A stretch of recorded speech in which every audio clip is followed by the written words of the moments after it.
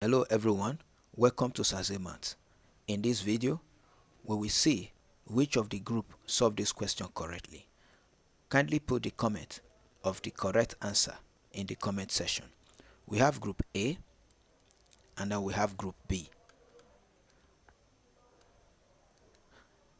Group A solved the equation like this: 100 minus 1 times 90. 100 minus 1 will give us 99 times 90.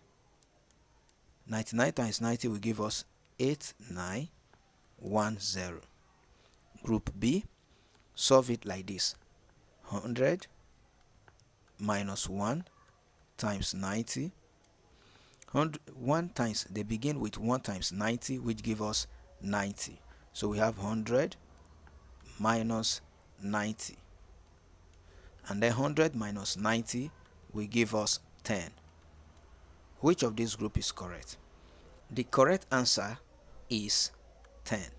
This is a wrong answer because this group solve subtraction first, and that is wrong. According to order of operation, which is PEMDAS,